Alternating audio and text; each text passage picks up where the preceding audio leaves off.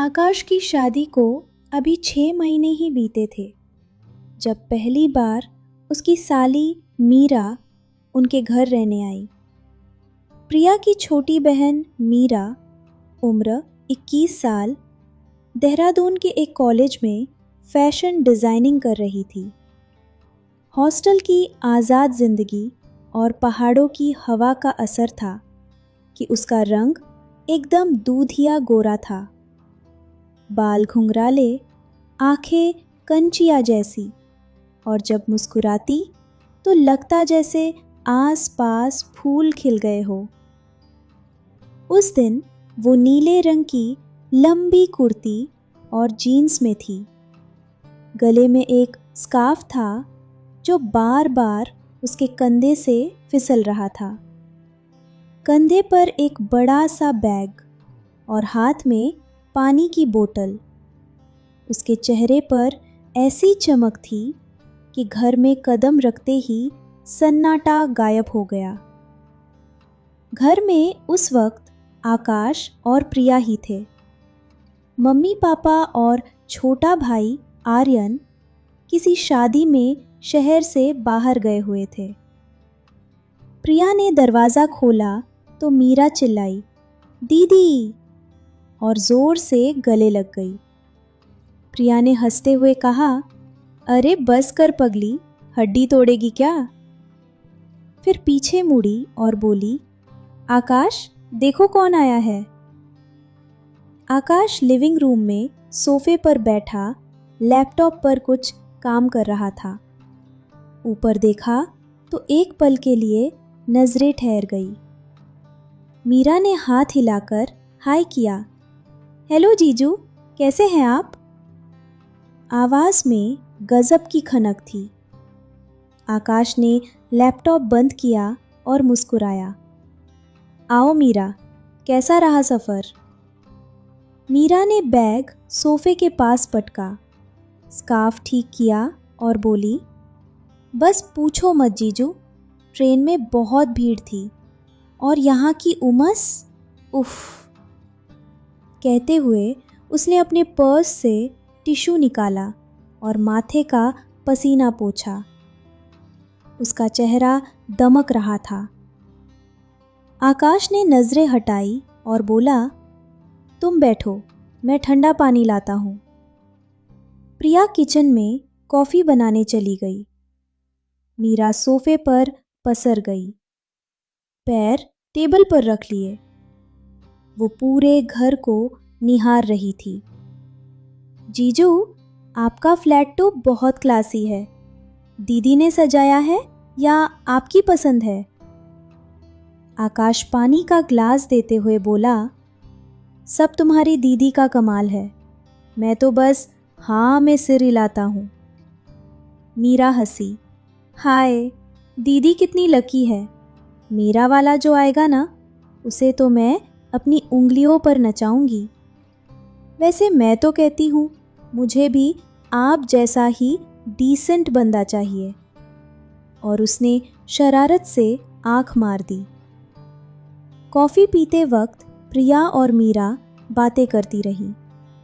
आकाश बस सुनता रहा। मीरा की बातों में एक बेबाकपन था।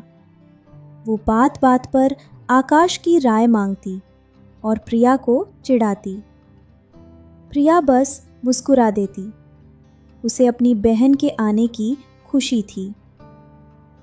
शाम को खाना खाकर सब बैठे थे। रात को मीरा को प्रिया के साथ सोना था, लेकिन प्रिया को ऑफिस का कुछ ज़रूरी मेल भेजना था, तो वो लैपटॉप लेकर बैठ गई। मीरा बोर होने लगी। करीब 10:30 पर वो उठी और टेरेस छत पर चली गई। आकाश को भी नींद नहीं आ रही थी। वो टहलने छत पर आ गया। रात चांदनी थी। हल्की हवा चल रही थी। मीरा रेलिंग पर झुकी शहर की लाइट्स देख रही थी। उसके बाल हवा में उड़ रहे थे। आकाश ने पीछे से आहट दी। मीरा पलटी अरे जीजू आप, दीदी सो गई? आकाश रेलिंग के पास खड़ा हो गया।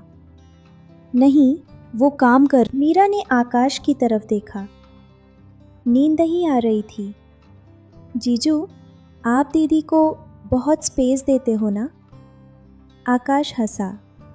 देना पड़ता है, रिश्ते विश्वास पर चलते हैं। मीरा ने धीरे से कहा, काश सब लड़के आप जैसे होते। मेरे कॉलेज के लड़के तो बस फ्लर्ट करना जानते हैं। सब कहते हैं साली आधी घरवाली होती है। आप तो मुझसे ठीक से बात भी नहीं करते। आकाश बोला, बात तो कर रहा हूँ, और तुम खुद इतनी बातूनी हो कि किसी और को मौका ही नहीं देती। मीरा ने मुंह बनाया।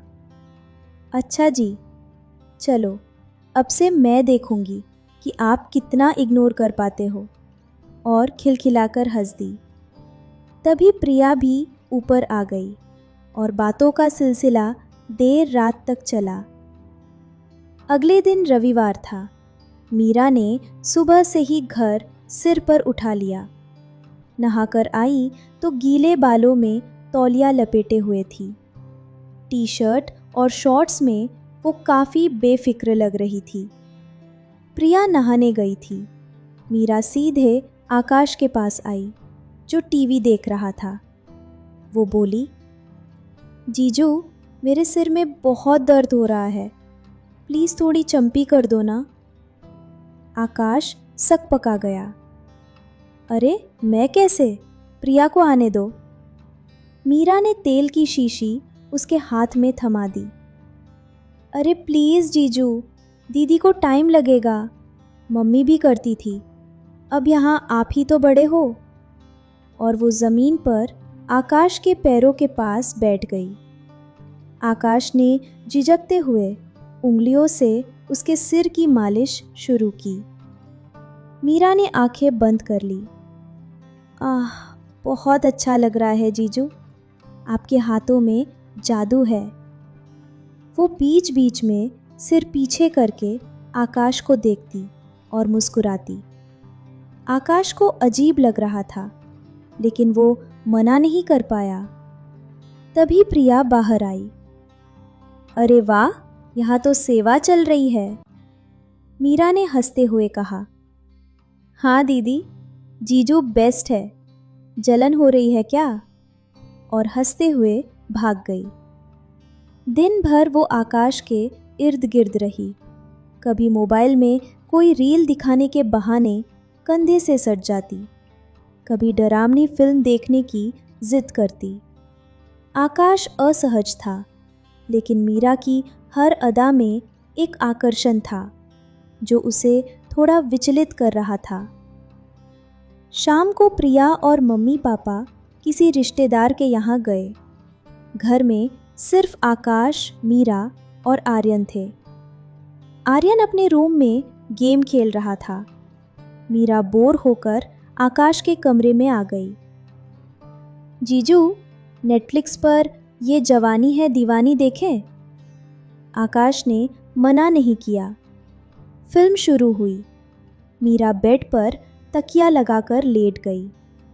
आकाश कुर्सी पर बैठने लगा तो मीरा ने हाथ पकड़कर खींचा। अरे यहाँ बैठो ना जीजू, वहाँ से क्या दिखेगा? आकाश बेड के किनारे बैठ गया। फिल्म के एक इमोशनल सीन में मीरा ने अपना सिर आकाश के कंधे पर रख दिया। जीजू, बन्नी जैसा लड़का मुझे कब मिलेगा? आकाश ने खुद को संभाला। तुम्हें उससे बेहतर मिलेगा। मीरा ने उसकी आंखों में देखा।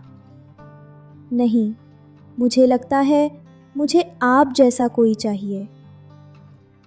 फिर कुछ दिन ऐसे ही बीते। मीरा की छेड़खानी और आकाश की खामोशी।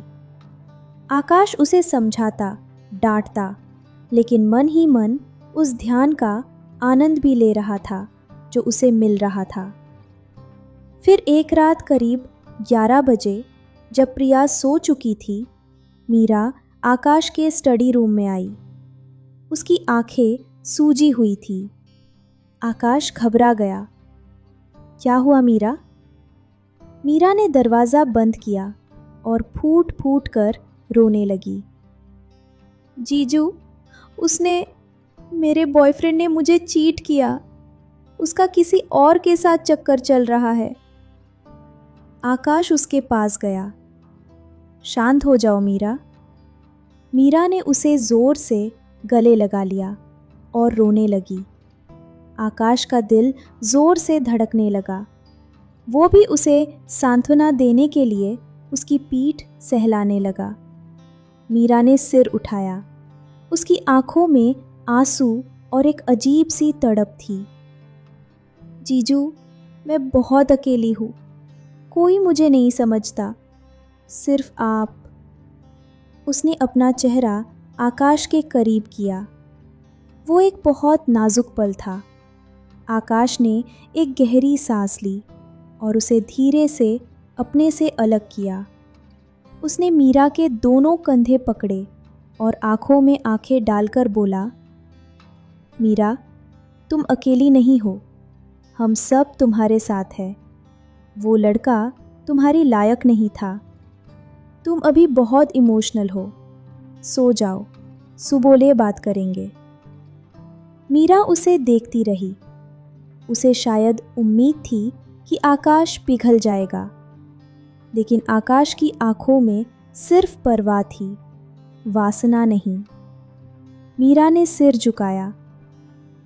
सॉरी जीजू, मैं बहक गई थी। आकाश ने उसके सिर पर हाथ रखा। कोई बात नहीं, जाओ आराम करो। अगले दिन से मीरा बिल्कुल बदल गई। वो शांत रहने लगी। आकाश को लगा कहीं वो ज़्यादा सख्त तो नहीं हो गया।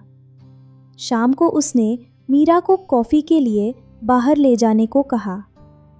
कार में आकाश ने कहा, मीरा, जो हुआ उसे भूल जाओ। तुमने उस वक्त सिर्फ सहारे की तलाश की थी। खुद को दोषी मत मानो। मीरा ने मुस्कुराकर कहा, जीजू, आपने मुझे बचा लिया। अगर कल आप कमज़ोर पड़ जाते तो शायद मैं आज खुद से नज़रें नहीं मिला पाती। आप सच में बहुत अच्छे हो। उस दिन के बाद उनके बीच का वो तनाव खत्म हो गया। अब वे सचमुच अच्छे दोस्त बन गए थे। हंसी मजाक था, लेकिन उसमें एक मर्यादा थी। छुट्टियां खत्म हुई और मीरा वापस चली गई। जाते वक्त उसने आकाश के पैर छुए और कहा, थैंक यू दोस्त, बने रहने के लिए। आकाश और प्रिया की ज़िंदगी अपनी रफ्तार से चलने लगी। मीरा से अक्सर फ़ोन पर बात होती। उसने अपनी पढ़ाई पूरी की और करियर पर ध्यान दिया। 2 साल बाद मीरा की शादी तय हुई। लड़का लंदन में बैंकर था। मीरा बहुत खुश थी। विदाई के वक्त वो आकाश से मिली। लाल जोड़े में वो बेहद खूबसूरत लग रही थी।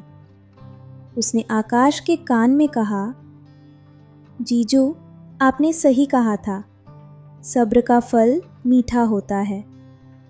मैं हमेशा आपकी वो डांट और वो सलाह याद रखूंगी। मीरा लंदन चली गई। वक्त बीतता गया।